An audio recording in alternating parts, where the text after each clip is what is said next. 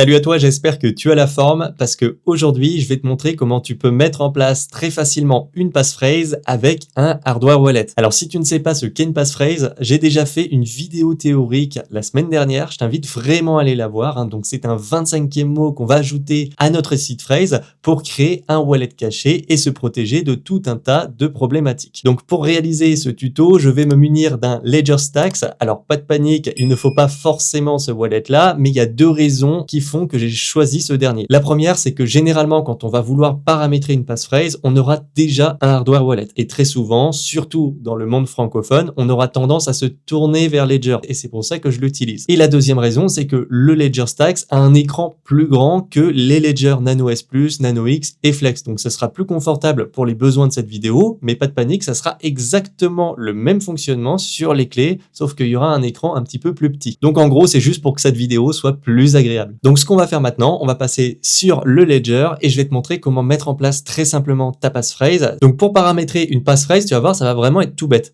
Alors, je vais juste te montrer quelque chose, c'est-à-dire que sur ce wallet, j'ai importé le portefeuille que j'utilise pour tous mes tutos vidéo. D'ailleurs, tu le verras ici. Donc, c'est celui qui commence en 0x088. D'ailleurs, je l'ai importé sur plusieurs wallets pour les besoins de mes vidéos. D'ailleurs, tu vois que j'en ai une qui arrive sur Trésor. Il y a beaucoup de personnes qui m'ont demandé des tutos sur Trésor. Ça arrive. Mais ce que je voulais dire, c'est que sur ce wallet, tu vois, si je fais ajouter une nouvelle adresse dedans et que je fais Ledger encore une fois, là, ça va me demander d'ouvrir l'application Ethereum forcément. Je l'ouvre et tu verras que très rapidement, ça va m'importer le même compte parce que c'est la même seed phrase que j'ai rentrée. Donc, au passage, faut pas faire ça, importer sa seed phrase partout. C'est pas comme ça qu'on fait normalement. Mais moi, je le fais, c'est pour les besoins de mes vidéos. C'est un wallet tuto, de toute façon. Mais tu vois, je réimporte exactement le même compte. Par contre, tu vas voir que ça sera différent quand j'aurai paramétré ma passphrase. Je n'aurai plus ces adresses-là. Pourquoi? Parce que je serai sur un autre wallet caché. Donc, comment est-ce qu'on fait? Eh bien, c'est très simple. Tu vas quitter l'application, on va dans les paramètres directement, et ensuite, ce qu'on va faire, c'est qu'on va chercher les paramètres avancés. Donc, je vais cliquer sur la flèche, je clique sur avancer et ensuite je vais chercher passphrase. Donc la passphrase va me proposer ensuite deux options. Soit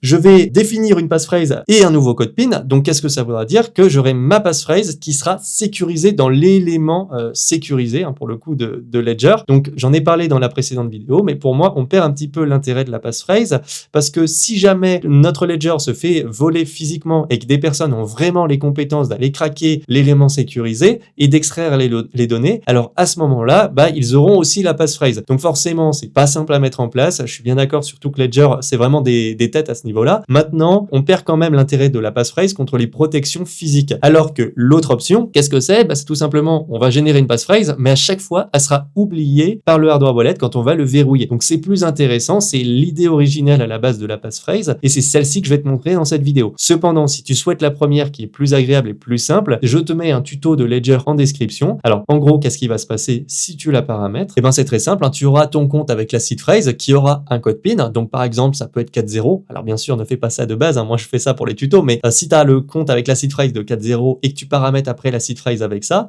par exemple, il faudra remettre un autre code PIN qui sera pour le compte de la passphrase. Par exemple, tu peux mettre 1, 2, 3, 4. Et quand ton appareil sera verrouillé, quand tu vas le déverrouiller, ça dépendra en fait du code PIN. Si tu mets 1, 2, 3, 4, tu vas tomber sur le compte de la passphrase. Si tu mets 4.0, tu tomberas sur le compte normal, le classique, avec uniquement la seed phrase que tu avais au début. Mais voilà, de toute façon, c'est très simple à mettre en place. Je te mets un tuto de Ledger en description. Par contre, là où il y a moins de tutos sur YouTube dans le domaine francophone, c'est concernant la deuxième partie qui va être d'avoir une passphrase qui sera oubliée à chaque fois que ton hardware wallet sera verrouillé. Donc, comment est-ce que ça se passe? C'est très simple, tu suis les étapes. Donc là, on va me demander de rentrer la passphrase. Donc, tu vois, je peux mettre des minuscules, mais je peux aussi mettre des majuscules. Je peux mettre aussi des caractères spéciaux et des chiffres. Alors, il faut bien savoir que si jamais tu te confonds une minuscule avec une majuscule, un 0 avec un O par exemple, ça te donnera un résultat totalement différent. Donc, attention à ça, mais fais bien attention aussi à la manière dont tu vas faire ta passphrase. Moi, je vais faire tout ce qu'il faut pas faire, c'est-à-dire que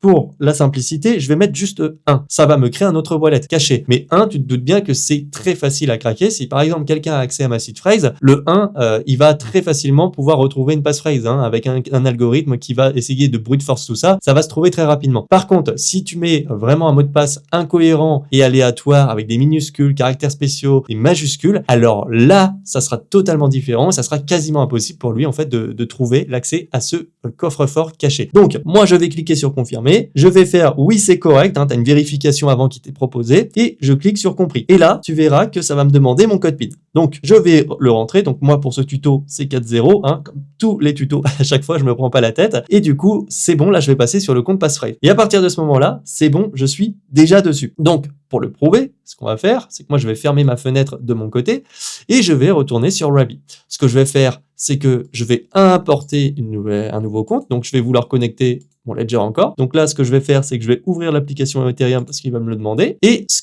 que tu vas trouver là, tout de suite, ça va être différent au niveau des adresses. Pourquoi? Parce que je suis sur le compte de la passphrase. Donc regarde là, tu vois, j'ai 0xd7, D171E, et pour aller un peu plus loin même. Et tu verras que c'était celui que j'avais importé tout à l'heure. Donc moi, je vais cliquer sur fait, hein, pour l'ajouter. Donc il est là, mais tu vois bien qu'il est totalement différent des adresses précédentes que j'avais avec les 0x088, c'est-à-dire l'adresse uniquement avec la seed phrase. Donc là, en ajoutant ce 1, j'ai dérivé à partir de cette seed phrase un autre wallet qui sera caché. Par contre, une petite chose qui est très importante, c'est que si jamais je verrouille mon hardware wallet, c'est bon, il a déjà oublié la passphrase. Alors, je vais te le prouver, on va passer sur Ledger Live, et comme ça va pouvoir me permettre aussi de te montrer un petit peu depuis Ledger Live comment ça se passe. Donc, j'ai pas exactement le même montant, c'est normal, parce que déjà, 1, c'est en euros, et j'ai pas importé tous les comptes, hein. Là, j'ai juste les comptes classiques, hein, sur Arbitrum et un peu la Binance Smart Chain. C'est juste pour ce tuto.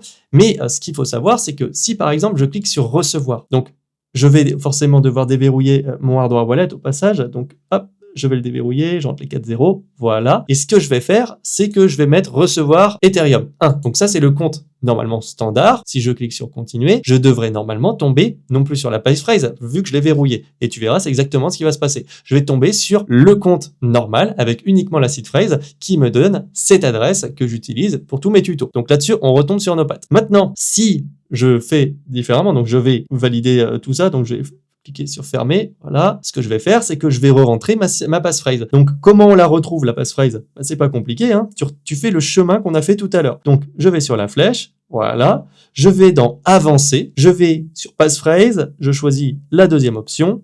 Là, ensuite, on valide. Donc là, il va me mettre 1. Alors, moi, je vais chercher le 1, voilà. Je clique sur continuer, je fais oui c'est correct, bien sûr, hein, je vérifie, et je clique sur compris. À partir de ce moment-là, je re-rentre encore mon code PIN, et à partir de ce moment-là, ça me bascule sur le compte passphrase. Donc, qu'est-ce qui va se passer? Bah là, tu verras que si je vais sur recevoir, je vais sur Ethereum et tu vas voir, ça va me faire une erreur parce qu'il va me dire, attends, il y a un petit problème. Donc, je clique sur continuer. Donc, forcément, il faut ouvrir l'application Ethereum. Et là, tu vas voir, normalement, je vais avoir un petit message rouge qui va me dire, bah, c'est pas bon. Voilà, le petit message en l'occurrence. Pourquoi? Parce qu'il ne comprend pas. Il dit, bah, c'est pas ce wallet qui est connecté ici, donc je ne peux pas vérifier l'adresse. Parce que tu sais, sur Ledger, on te fait une double vérification pour vérifier à la fois l'adresse sur l'écran et sur l'écran, c'est une mesure de sécurité en plus, au cas où tu es un des deux écrans qui soit corrompu. Et là, il peut pas le faire parce que le compte qui est dans le hardware wallet actuellement, c'est la passphrase. C'est pas le compte qui est lié à l'adresse du compte Ethereum 1 que tu voyais. Pour le voir du coup et pour avoir ce compte, c'est pas compliqué, hein, il faudra l'ajouter. Donc il faudrait faire ajouter un compte que sur Ethereum. Je cliquerai sur continuer. Alors après, il me demanderait de le nommer normalement. Donc le voilà. Donc là, par exemple, je pourrais noter passphrase. Moi, je vais juste mettre 2, je vais pas m'embêter. Et je vais